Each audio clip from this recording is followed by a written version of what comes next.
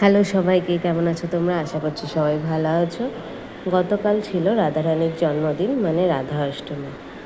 প্রথমেই বলে রাখি, এবারে সব কিছুই খুবই অল্পের ওপর থেকে আয়োজন করা হয়েছে, কারণ গত জন্মাষ্টমীতে একটা বড় ফাড়া গেছে। আমার বাবা মানে শ্বশুরমশাইয়ের একটা অ্যাক্সিডেন্টের কারণে হাতে এবং পায়েতে প্লাস্টার করতে হয়।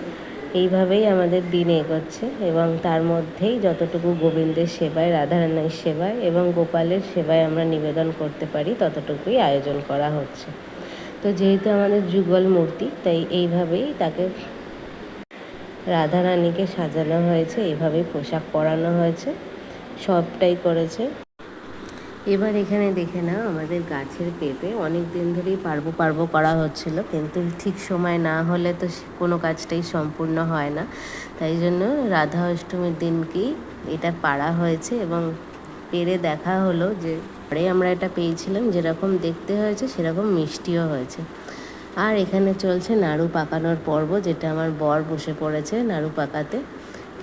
কয়েকটা বড় সাইজ হবে, কয়েকটা ছোট সাইজ হবে। তো আমি পেছন থেকে ভিডিও করে নিচ্ছিলাম নাড়ু পাকানোর সময়। নাড়ু পাকানো প্রায় হয়ে আসছে, আর এখানে চলছে রাধারানীর ভোগ নিবেদনের কিছু প্রিপারেশন। তো চলো, আজকের মতন টাটা। আবার দেখা হচ্ছে নেক্সট ভিডিওতে। কী করলাম সেখানে শেয়ার করব।